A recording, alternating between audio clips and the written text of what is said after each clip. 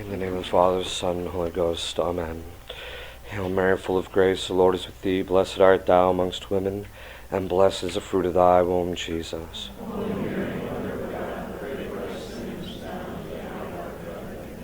Mother of divine grace. In the name of the Father, Son, and Holy Ghost. Amen. This conference is on sin and the effects of sin.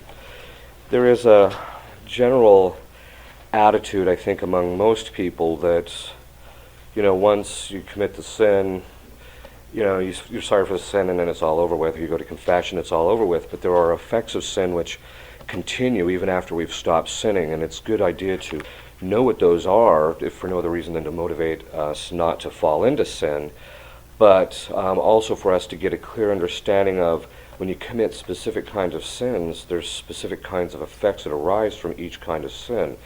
And so we have to start working on those. Sin is defined as a transgression of the laws of God, that is, any thought, word, or deed against the law of God.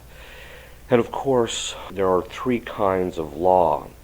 The first is what we call divine positive law, and that's the law that Christ gave to us that's above and beyond any other kinds of laws, which we'll talk about in a minute. But Christ, or God in the Old Testament, gave to us an example of a divine positive law is when Christ told the apostles, go teaching and baptizing all nations, which meant that they had the obligation before God, so it's now the law that binds them, to teach all nations. So they're not permitted to say, for example, that you can't proselytize a certain group of people or not.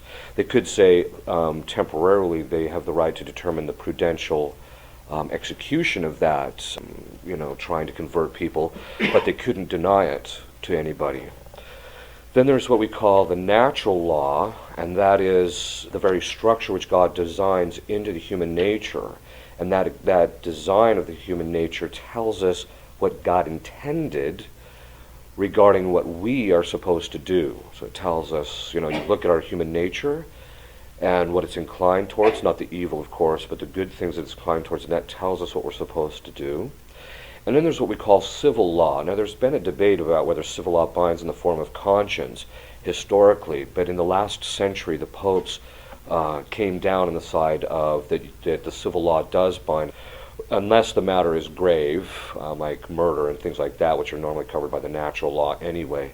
Civil law, if you violate, is normally just venially sinful, unless you're talking about large sums of money and things of that sort. There are two kinds of sin, or two kinds of violation of God's law, that is, mortal and venial. Mortal is a grave offense against the law of God, and venial is a slight offense. And for mortal sin, of course, you have to have sufficient reflection, full consent of the will, and the matter has to be grave. Original sin, that is the sin of Adam and Eve, had several effects. Original sin is the sin which all men inherited from our first parents, and it is communicated from our parents from parents to their children by the passing on of human nature. Since it is passed on to the children, it is not an actual sin of the person who receives it. So it's not like you have to go and confess original sin. You get baptized to get it remitted. Original sin consists basically in the non-passing on of grace, or what we call the original justice given to our first parents. So that in point of fact, original sin is the passing on not only of defects, like an inclination towards evil and things like that, but it's the actual lack of grace that's passed on. Original sin resides in the soul alone, that it is something in the soul. What occurs in the flesh, that is in the body, is part of the punishment or the effects of original sin, and is not original sin itself. As to the effects of original sin, there are a variety of disorders that man suffers from original sin, many of which are bodily.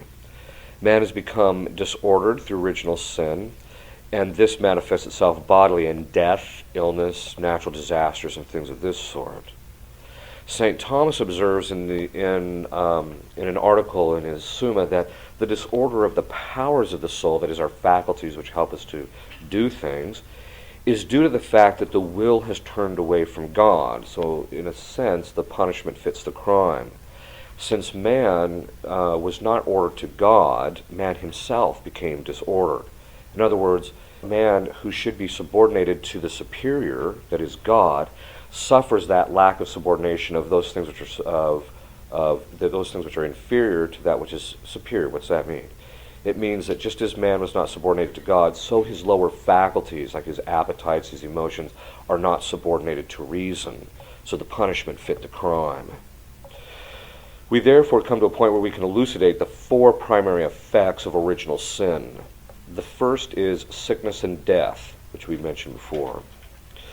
The second is that the will has become prone to evil, insofar as original sin inclines the will to actual sin, and it also means that the will is now weakened. So in addition to malice, that is, doing things that are evil, it is weak, so it's hard to do the good things. It will be more difficult to will the good because of the weakness of the will arising from original sin. The third effect of original sin is the disorder of the passions or appetites, sometimes called the emotions. And this is what we call in Latin there's a term called the fomes peccatis, which is the tenders of the flesh. Sometimes it's translated as concupiscence. This means, as St. Paul points out, that the flesh, that is the lower faculties, war against the spirit, that is the higher faculties. So the appetites or emotions do not want to obey our reason and our will, and they tend to go off on their own because the control of the spiritual faculties over the body has been debilitated. The law of the flesh is what it's sometimes called, that's the fomes peccatis, becomes a problem for man because it instigates evil. That is, the lower faculties have a tendency to want to go off and do things that are evil, so it inclines them to commit sin. And it's an inclining of these appetites to what is contrary to reason. And so as a result, all sorts of sins can arise out of the fact that our lower faculties don't want to obey reason. G.K. Chesterton says that man after the fall is like someone who runs out and jumps on a horse and runs in all directions. So in other words, when you're trying to get the body and the appetites and the emotions under control, they're just all over the map. And the way you get them under control is called virtue. Original justice, actually was part of the gift of integrity, kept all of the lower faculties perfectly subordinated to reason. But after the fall, that gift was lost permanently. And so in order to recoup the order of the lower faculties to be subordinated to the higher, we have to have virtue. Those under the punishment of the law of the flesh will find it hard to overcome this disorder. And this is what St. Thomas calls the legatio fomites. That is, that the lower faculties make it hard to be tamed. They're hard to get under control. The fourth effect of sin is the darkening of the intellect. And there are several aspects to this effect. First is the blindness of the intellect. And this results in the fact that anytime we commit any sin whatsoever, not just do we inherit this from original sin, but it's proper to any actual sin, the intellectual blindness is the punishment for the sin. In the writings of St. Thomas, we see that blindness of the intellect is twofold. The first is that the blindness in the intellect is due to the loss of the natural light of reason by the impeding of the lower powers which reason depends. And what does that mean? It means that, not to get too complicated, but our intellect is actually a complex faculty. It's not just a bodily organ. That's only part of it, which includes the imagination and memory and things like that. And we know it includes things like memory, because if you smack someone over the head, they forget things. But there's that part. But then there is an immaterial or a spiritual part of the faculty which operates independently of matter. And that part of the faculty, however, depends on the imagination. So whatever throws through the imagination, we can have something in the imagination, but then we can judge what we think about that, and that's how we know that these two things are distinct. But very often our judgment gets bound up by what's in our imagination. So when we commit sin, those lower faculties, part of which is this material part of the intellect, get disordered. A perfect example is when people are trying to pray. They might know of, I'm trying to pray here, but my imagination is all over the map. And that's one of the signs that it's very hard to get that under control. And so when that happens, it tends to blind us a bit intellectually. One cannot lose the light of reason completely, since as long as one has reason, you can't lose it. The natural light of reason can be affected by sin. And for St. Thomas, this loss of the natural light of reason is a punishment due to sin. In effect, what this means is that sin makes us stupid. So the more you sin, the dumber you get. And, it's true. It's maybe this is just a perception as I get older, but it seems to me that our society is just getting dumber and dumber the more it sins. Through sin, we become fixated and attached. In other words, we contract spiritual imperfections in relation to created things. This results in the person's inability to consider spiritual things, St. Thomas says, because you get so fixated on the physical thing or the created thing that you're not as freed in order to pursue the higher things. This is one of the reasons why Christ gave the counsels of poverty, chastity, and obedience, because by poverty and chastity we can turn away from lower things and therefore be free to consider things that are higher.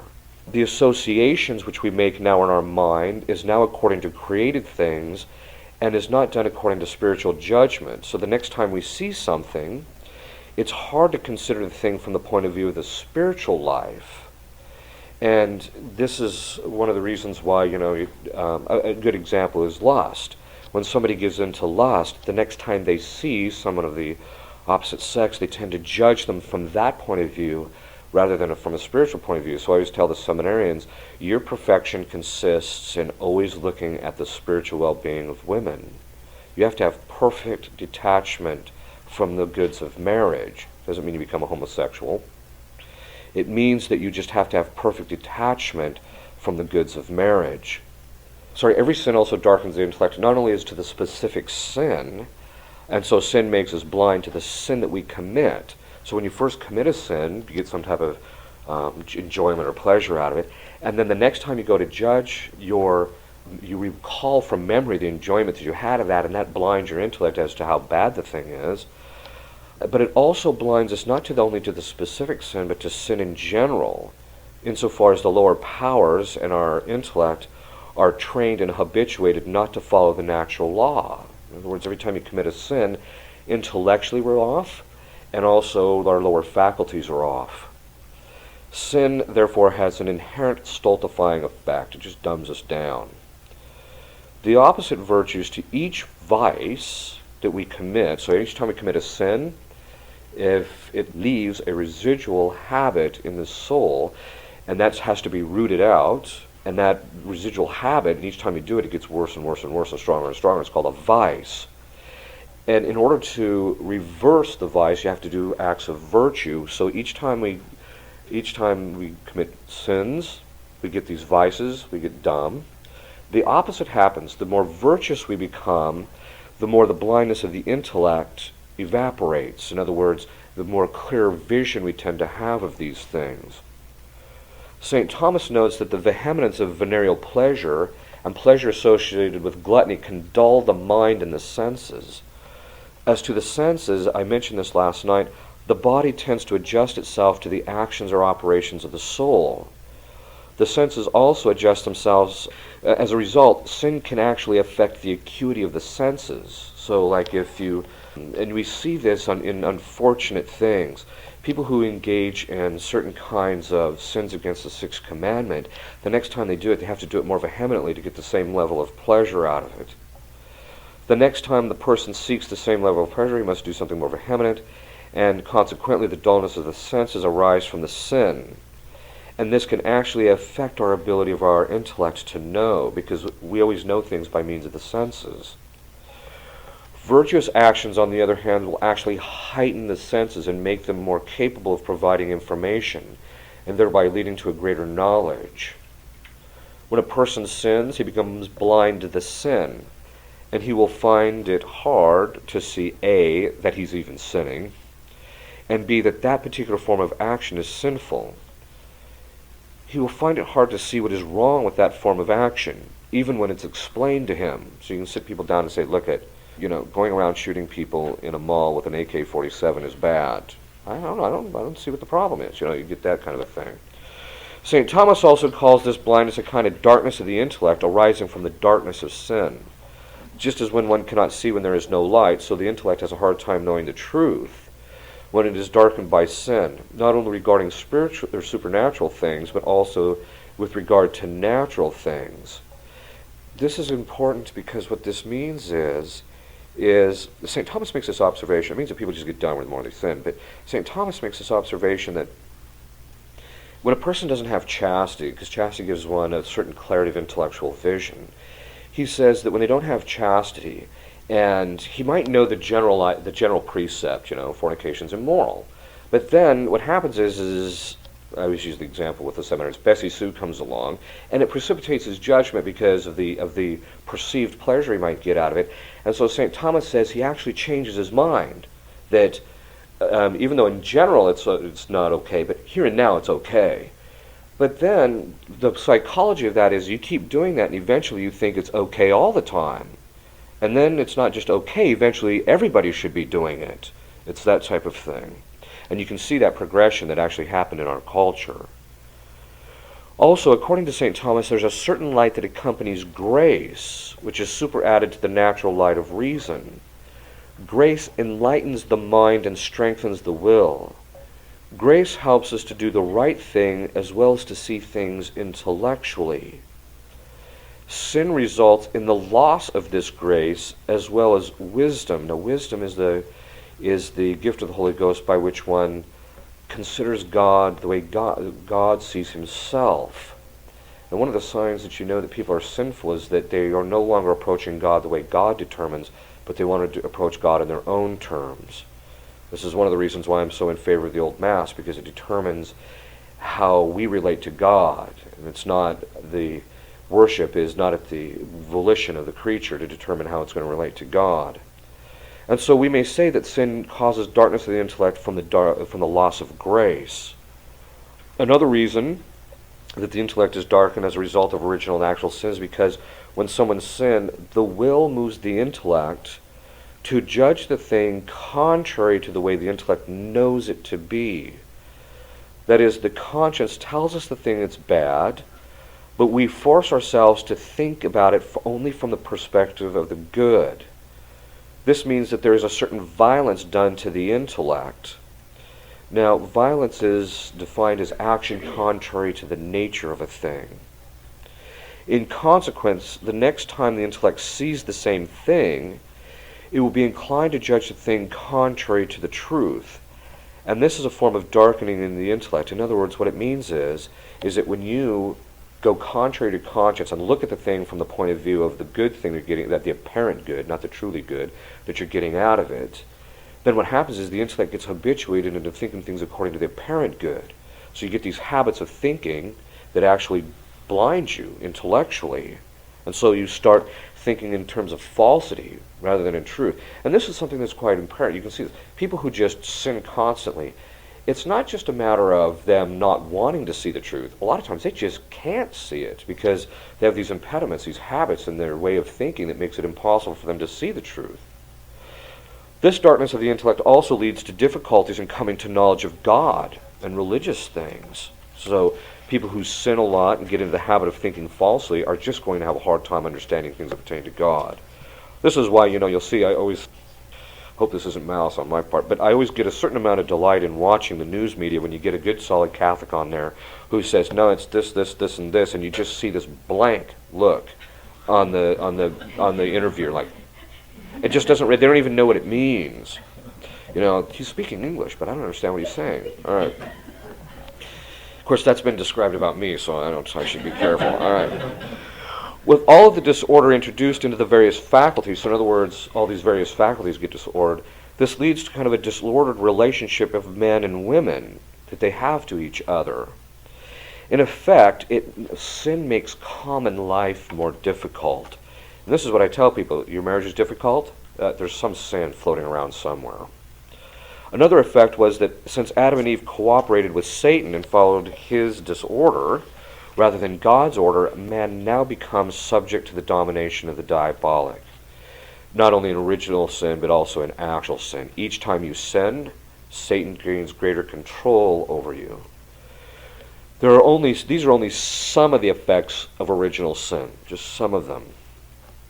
Actual sin, sometimes called personal sin, is called a personal sin insofar as it is the action which we perform ourselves. It's not something we inherit, it's something we do ourselves. Since sin is defined as a free transgression of the law of God, either divine or positive, this means that the subject of sin is in the will. That is, it's a free transgression. So, sin is properly in the will. Since sin is something which we choose. Since sin is a transgression of the law of God, sin is a form of disobedience.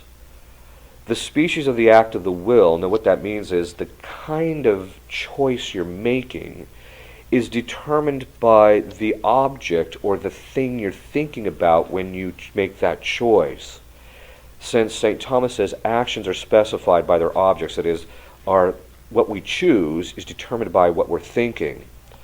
By willing theft, we say a man becomes a thief. By willing to lie, he becomes a liar. Now, one of the things that's happening is you see this. It's on one level it's humorous, on another level it's rather grave. Is somebody will shoot somebody, then I'm not a murderer. Well, wait a minute, you just murdered somebody. Yeah, but that's not me. Well, yeah, it is. You just did it. In other words, people can't appropriate their sin, and that's one of the effects of sin is the inability to appropriate their sin. And it's analogous to the alcoholic. Until the guy admits he's got the problem, he's not going to be able to overcome it. So the number of the effects of sin are too great to cover here, but there's a few things that we can deal with. Each particular sin brings its own sets of problems and defects. The first is that with every sin, not just mortal, but with venial sin, there is an infinite offense to God on the side of the person that we're acting against. So what this means is I always tell the seminarians we talk about this, God has to maintain you in existence, and the cause is always present to the effect, which means that God is always present, keeping you in existence and helping you perform these actions that you do. So that when you make a free choice of sin, you're actually abusing God who's helping you to perform the action. Not that he's the cause of the sin, you're the cause of the sin because you've chosen it, but you're abusing God in the process. So there's an infinite offense committed on the side of God. Even if the act itself isn't infinite, the fact that it's done against God is infinite because he's infinite. Sin vitiates against perfect and imperfect happiness. So every time you sin, you take away the happiness that you have. In the Aristotelian tradition, St. Thomas makes the observation that there's two kinds of happiness, perfect and imperfect. You can only have perfect happiness in heaven when you see God face to face. But in this life we can have imperfect happiness. That doesn't mean you walk around depressed. It just means that it's not the same degree as it is in heaven. And he says there's two ways in which you gain imperfect happiness. By a life of contemplation. This is why the more you pray, the happier you become. This is why you see people who are in contemplative orders are all very contented. But then also, he says, a life in accordance with virtue makes us happy. Because it fits our nature, and so as a result we're functioning properly, and so we're kind of contented. Now, what this means is every time you sin, you vitiate against that and you become unhappy. Sin is a turning away from the light of reason and from the divine law, and is actually contrary to the nature of reason. Sin causes us to deviate from our course, because this life is the means by which we reach our final end, which is God, and so every time we sin, we detract from reaching him. Sin diminishes the natural inclination to virtue, and virtue is found in four faculties.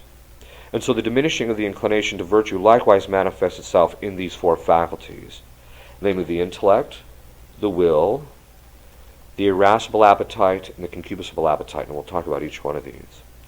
In addition, these faculties suffer further effects, all of which fall under the title of a wound. So our nature, our faculties become wounded. In every sin, the intellect and reason is left destitute of its ordering to the truth, which we talked a little bit about, which results in what is called the wound of ignorance. This is clear in our discussion of original sin. And like anything else that is wounded, the intellect is left weak and bereft of its vigor and its ability to know the truth. So whenever you wound something, it has a hard time functioning, and that's what happens to our intellect. The next wound is that which pertains to the will. For the will is left destitute of its ordering to the good. That is, each time a person sins, he increases his tendency to evil. This wound is called malice, which is the inclination to will the evil. The more one violates the laws of God, the more his will becomes fixated on evil. The next wound pertains to the irascible appetite. Now, as I mentioned last night, the irascible appetite is that which has the emotions of things like anger and things of this sort. This wound leaves the irascible appetite. The next wound is that which is in the irascible appetite, and it's called the wound of weakness. Because the irascible appetite is the thing that helps us to overcome things that are difficult. This wound leaves the irascible appetite hampered with regard to its ordering towards the arduous good. And this results in the person becoming cowardly, and he loses his drive to do something which is right and at the same time difficult. So in other words, it's just hard for us to do the right thing. We might know what the right thing is, we may want to do the right thing, but that doesn't mean we're going to do it, because we might be debilitated in the inclinations we have towards it.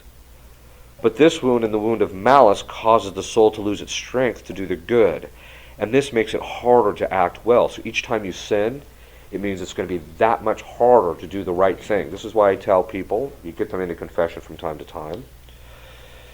They'll come in, they say, well, Father, I fell into mortal sin, so I figured I might as well just enjoy myself, so I continued doing it. Every time you did it, in addition to the fact that you've offended God infinitely every time you've done it, you disordered your faculties more and more and more. You get absolution, that takes away the sin. It doesn't take away all the effects of the sin, which means when it comes time for you to do the right thing, it's going to be much harder now. So what's the moral of the story? When you commit the sin, stop. Get to confession and get it straightened out. Don't continue in it. The last wound is that of concupiscence, which is the wound in the concupiscible appetite, and that's the one that I mentioned last night that desires food and conjugal relations. This wound leaves the concupiscible appetite destitute of its ordering towards moderation with respect to delight and pleasure. Through sin, concupiscence or desire increases. The more one sins, the more one's concupiscible appetite desires and seeks pleasure and delight. The more one sins, the more antecedent appetite will be insubordinate to reason. What does that mean? Well, St. Thomas makes a distinction. They're not distinct in themselves. It's how they relate to reason. We notice that sometimes we'll have these emotional inclinations or passions before reason really has much of a chance to even say anything. Or they will have these emotions contrary to reason. That's called antecedent appetite, that it happens before or contrary to what we think and want. Then there's what we call consequent, and that is once we will something, then there's emotions that tend to flow from that, and that's called consequent appetite. Every time we sin, the antecedent appetite increases. Because why? You basically are telling the appetite, yeah, you go off and do what you want independent of reason. So the next time the object comes in to which it's attracted, it just goes off and does its thing. One will simply have more of the antecedent passion. In other words, one becomes more emotional and becomes harder to control the emotions. Not only as to the degree of its strength, that is the degree of the strength of the passions, but also how often it occurs. So the more you give in to sin, the more emotional you become. Aside from these four wounds, there are the other effects of sin. So our faculties just get disordered from the whole process. Aside from these four wounds, there are other effects. Sin is the cause of death, as sin merits the punishment of death. Sin is also the cause of death insofar as war and public strife are the effect of sin and injustice, which is also a sin. Sin can be the cause of death in ourselves and in others. This can be the cause of death in ourselves directly, as when we commit suicide or do something which directly leads to our death. Sin can also be the cause of our death indirectly, as when we engage in behavior which causes death remotely. For example, through AIDS, which can remotely lead to one's death, and which is caused by intravenous drug use, sodomy, etc., or in excessive eating, which eventually leads to cardiac problems, so we can do it indirectly. Today you get this idea, people say, the minute you say, maybe the whole problem with AIDS is the fact that people don't have their act together morally. Of course, you get the immediate reaction from the people who aren't leading good lives because they don't want you to, put your finger on the soft spot, because they want to do these things, and so don't say anything against them. But the fact of the matter is if the people acted morally, they would wipe out AIDS within 2 or 3 generations. So, and that's something that they don't want to admit. Sin, since it resides in the will, leaves a stain on the soul insofar as the soul lacks something that should be there, that is, the right order of the will. So in other words, it leaves something in the will as a result of it, and what it leaves is a habit or an inclination to evil.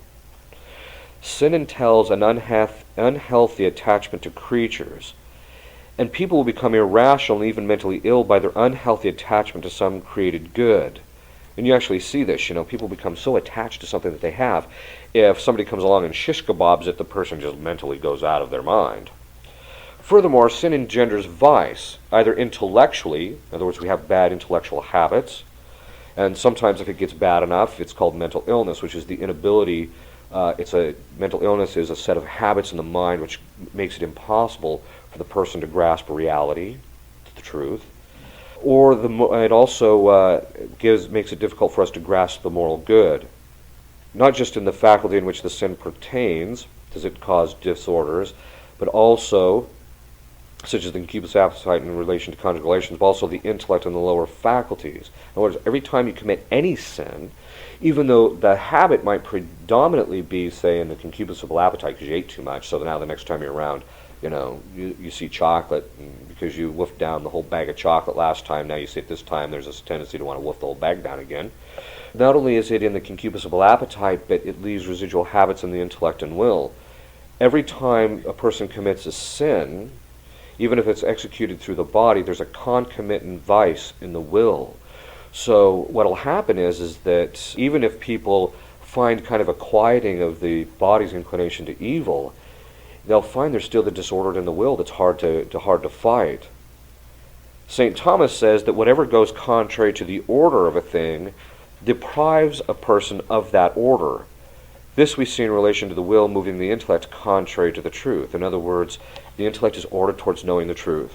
If you commit sin and tell it to look at something from a false point of view, then the intellect starts loosening that ordering towards the truth. On one level, to be deprived of the order is merely a natural consequence of it. You do it relieves habits, and then you're just messed up. On the other hand, it is also a punishment. And in this sense, sin merits punishment. St. Thomas observes that man participates in a threefold order, of which each is perverted. Now this threefold order is, effectively speaking, each sin makes a person suffer in conscience by the remorse or sorrow of conscience. In Latin we call this the vermis conscientiae, the worm of the conscience. And there's that line in Scripture where Christ says, basically in hell, it's the place where the worm, continually eateth. It keeps eating away at the person. That refers to the conscience. The fact is that many mental illnesses and disorders are the result of a nagging conscience. Very often the person tries to bury the conscience in rationalizations or in denial. But the fact is that sin punishes a man mentally. For the recovery and maintenance of mental health, and also just to make sure that you can perceive the truth properly, a clear conscience is absolutely necessary. The second effect of sin is that man is often punished by other men. So she said there's a threefold order. The first order is interiorly. You yourself are punished interiorly for your sin. The second effect is that man is punished by other men. That is, his relationship with other men is compromised. Sin separates us from others and makes our communal life difficult, as we mentioned. And so as a result, the other order is the communal life. You're punished at the level of the communal life. And this is kind of always interesting. You kind of get people, they'll do this business of, they're just very angry people. And so they'll, cheer everyone out. They become involved with. And then they get angry because nobody wants to be around them. You're just like, well, it's the proper effect of your sin. You're getting punished by the people on a natural order because people are just cutting themselves off to you because you're so angry. We're deprived of the divine governance, which means that we are left to our own disorder. If man cannot be perfectly happy or even imperfectly happy without leading a life according to divine laws, that is, according to the divine governance, then those who sin are consigned to unhappiness. When people say they don't think a sin is bad, all you have to do is look at, are they happy? Not that they say they're happy. because sin blinds us, and so I'm happy. Well, you look at them and they're just miserable. You will find that only a morally good life really brings happiness. And so one of the things I tell people is, one of the signs that the feminist movement isn't rightly ordered is that everyone who gets involved in it to a large degree is miserable. They're just very angry people. As we are bereft of divine governance, we are left to our own sin and disorder. So the third order is interiorly. The first one is interior. The second one is in relation to other men. The third is in relationship to God. This means that sin is the cause of other sin, insofar as we continue to deviate more and more from the law of God. Through sin, we become less subject to God's governance. When he said, I come to establish the kingdom of God, he meant that he came to establish a governance in our interior life by which we are subject to his rule, and as a result, we're much happier. Since God created man and the universe for God's glory, and since they are his property, then for us to violate that order which he has created deserves a punishment. Like all forms of punishment, it is not only penal but retributive. That is, the person must pay back to the person against whom the injustice was committed. For that reason, every time sin occurs, that is, every time you commit a sin, we violate God's justice, and we must therefore make retribution. That is, we must pay back or restore the glory due to God. It's analogous to theft. God created this for his own glory. When you commit a sin, you rob him of that glory, because you should have done the right thing, which gives him glory, but you didn't, and so as a result, you've robbed him. Well, now you've got to pay him back. It's not just enough to go and say you're sorry. I always use this example, some little kid steals 50 cents from his brother, and he's holding the 50 cents, and he goes, "I'm sorry." And the kid says, "Well, give me my money back." "No." "Well, then you're not sorry." So part of being sorry is that you realize you've got to give the money back. You've got to give glory back, and that's why we have to do acts of reparation. We have to suffer and do good works in order to increase the glory in this world to compensate for the glory that we detracted from. Therefore, every time we commit a sin, we have an obligation in justice to make reparation to God. It's another reason why I tell people, stop sinning. All you're doing is making more that you have to pay back. But we also, God's going to extract the justice out of you either in this life or the next. What that means is either you're going to do it voluntarily in this life, or you might do it involuntarily in this life, that he'll just punish you, and then everyone will look at you and say, see, God's justice is there, so God's glory kind of gets manifest in the justice. I always tell people, there are certain people in life whose whole reason for being is for everyone to know what not to be like. Or he'll get it from you in the next life, either because you're in hell or because at the final judgment you're going to have to stand before him and every other created rational being and account for every infraction of the law that you committed in front of everybody. There is no such thing as private sin. Everybody will see everything that you ever did. And that's how God's going to get justice out of you, one way or another. We see this in some women, for example, as far as this ability, this inclination to make reparation, in women who have had abortions and who go to confession. Sometimes women will know that God forgives them, but they know that they have taken something from God and the person they have killed which cannot be replaced. This desire to restore the transcendent order of justice. Now, there's two orders of justice. There's the natural order. So if I steal $50 from somebody, I have to give $50 back to him. But sometimes I can't give it back to him because, he's dead or he's left and I can't find him or whatever the case is. And so St. Thomas says you have to fulfill the transcendent order of justice. That is, you have to pay back to God. Because the fact that you violated the justice in relationship to the other person, that is the natural order, you also violated the transcendent order because God set up the natural order for his own glory. So you have to pay back to God. And so the desire to restore the transcendent order of justice is so deep in the psychology of women, and men for that matter, that the post-abortive woman will often try to have a replacement baby. It is also, because then they feel like, well, they've made up for it. It is also why women find a great deal of emotional mending when they pray for the aborted child, which has theological problems, but I won't go into that, or pray for children who are in danger of being aborted. Moreover, reordering the faculties back to the divine justice aids those who have committed sins in getting their faculties straightened out so that they are less inclined to sin. There is a natural inclination for us to want to pay back. It's part of justice.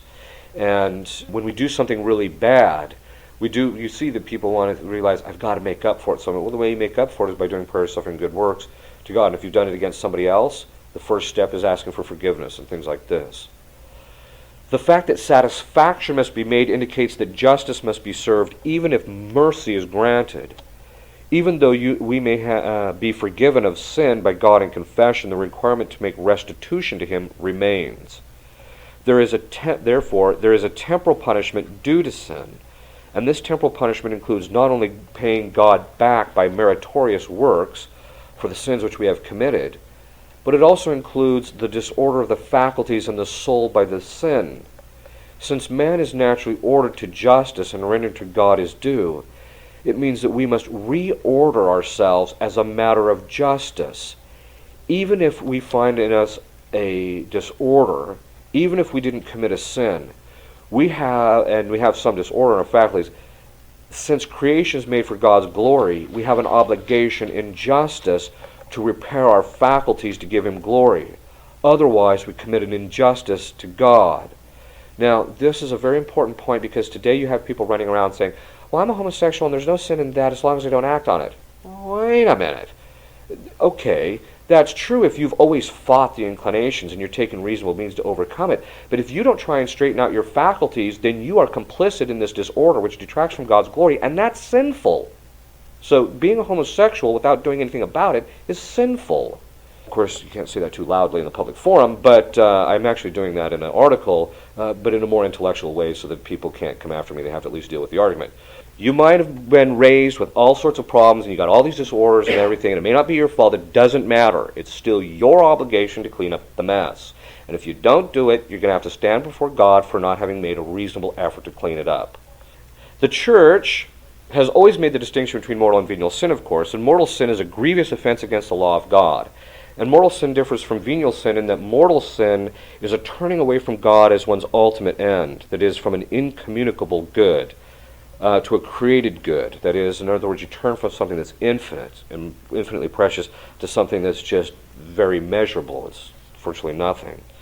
Whereas venial sin does not represent a turning away from God as one's ultimate end, St. Thomas says, and in doing so, mortal sin, however, irreparably perverts the order to God.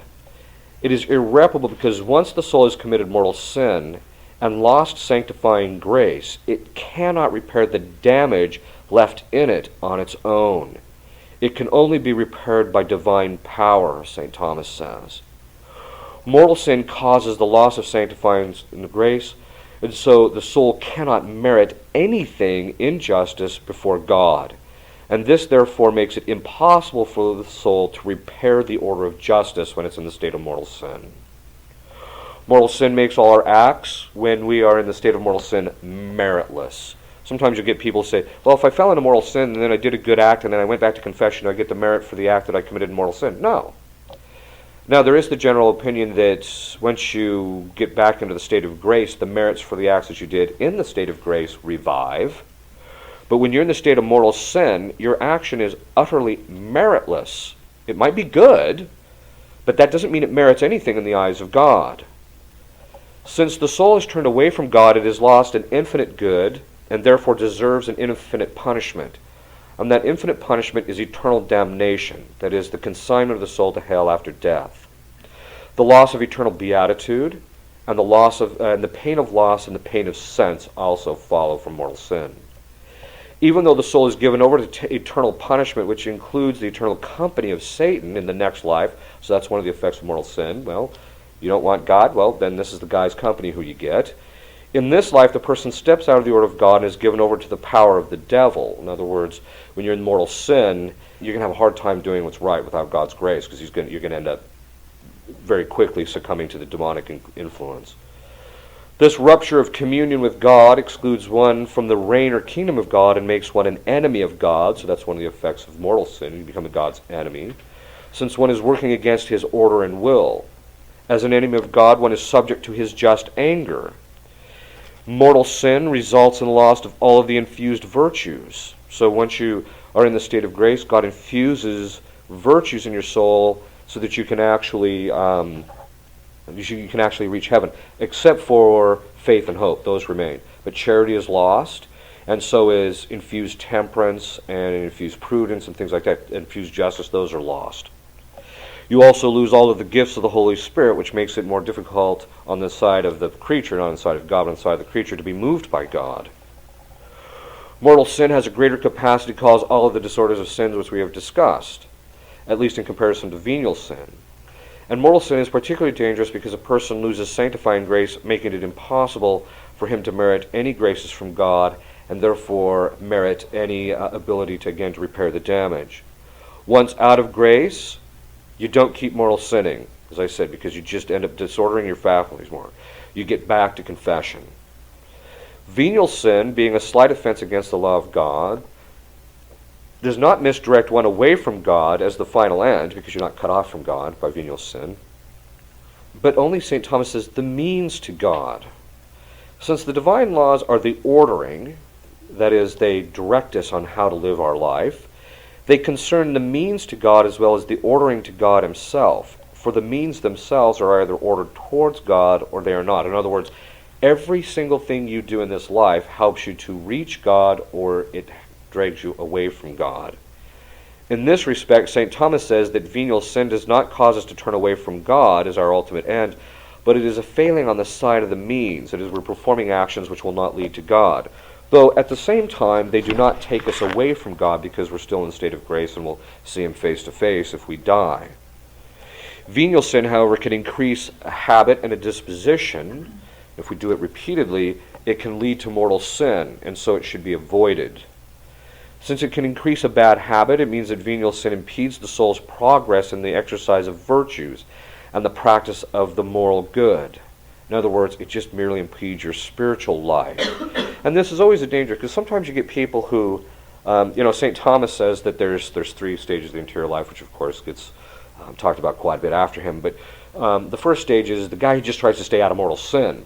And you get people who get to the point where they're kind of staying out of mortal sin, and so they kind of rest on their laurels and say, it's kind of easy. But the fact of the matter is that you're not advancing your spiritual life. I always tell people, ceasing sin, stopping to sin, is not the end of the spiritual life. It's the beginning. It's the first step. You have to stop sinning. Well, that's not possible. Yes, it is. It's a thing called grace. And as you begin to work on it and you stop sinning, that's only the first step. That's called the purgative way. And then there's 2 other steps that have to be taken, 2 major steps have to be taken before you even reach perfection. This also means that venial sin weakens the supernatural virtue of charity in its exercise. Not charity itself, St. Thomas says, but in its exercise. In other words, by venial sin we set up bad habits in our will, which makes it harder to perform acts of charity. Since venial sin is about the means, it manifests a disordered affection for created goods. That is, it causes attachments to created goods. Since it impedes the exercise of charity and the other virtues, it causes tepidity of soul, that is, a kind of a lukewarmness. And so the person is less disposed to the reception of grace when they commit venial sin. Like all their sin is an injustice to God, and so there is a temporal punishment due to venial sin. Reparation has to be made for the venial sin as much as it does for mortal. Sin affects people other than the one performing the sinful action. Our sin actually affects other people in a variety of ways. Other people may be the object of our sinful action, or the sinful action we may perform has some disordering effect on them. We see this, for example, with children. For example, when a spouse beats the other spouse, the sin does not affect the person only physiologically, but psychologically as well. In other words, it makes it harder for them to lead a good moral life. So not only are you culpable for your sin, but you're culpable for the effects of the sin, and if the effects of the sin are that this person makes it harder to save their soul, you're culpable for that. Children often suffer the effects of the sins of their parents, not only physiologically, but psychologically. So, for example, children of alcoholics can suffer grave psychological harm. Also, it's not just the immediate effects, it's the long-term effects. If you commit a sin, and then the result is that it just snowballs or continues perpetuating in your family life or history, or because you pass on these tendencies of behavior to your kids, and then they pass it on, you're culpable for every single generation that it affects. This is one of the reasons why there's a final judgment, a general judgment, because it's not just when you die God tells you, okay, you're in the state of grace, you come to heaven or you go to hell. It's at the final judgment, he has to unfold so that everyone can see the effects of every single sin that you committed. One of the effects of all sin is it subjects again to the power of the demonic.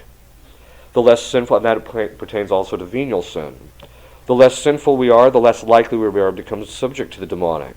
And so sometimes people say, well, how do I avoid becoming possessed? Because people hear that you can be in the state of grace and get possessed. And I said, well, first of all, it doesn't happen that often. Although it does happen, and it may not be due to any fault of the person, but the holier you are, the less likely it's going to happen. The last effect of sin is that it not only requires active purgation, that is what we can do on our part. We have to do everything we have to do to root it out. So every time you commit a sin, that means you've cut out more work that you have to do to get this thing straightened out. But sin and its effects are so deeply rooted in our souls that it's not just what we can do gets them straightened out. It's so disordering. Sin is so disordering, it cuts all the way to the depths, the lowest depths of the soul. And as a result, you have to go through the passive purgation. That is, God has to burn it out of you, literally, in the sense of he has to drag you through intense suffering to burn this stuff out of you.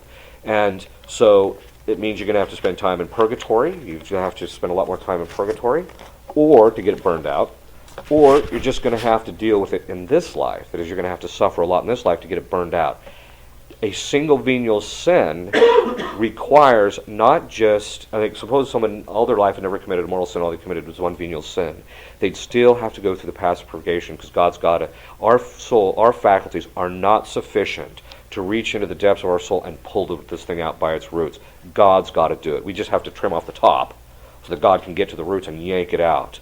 And that's why every time you commit a sin, you just add to your work. You add to what you have to do, and you add to what God has to do to get you straightened out. So the moral of the story is, stop sinning. If you'll kneel, I'll give you a blessing. Benedictio Dei omnipotentis, Patris et Filii et Spiritus Sancti, super vos et manet semper. Amen.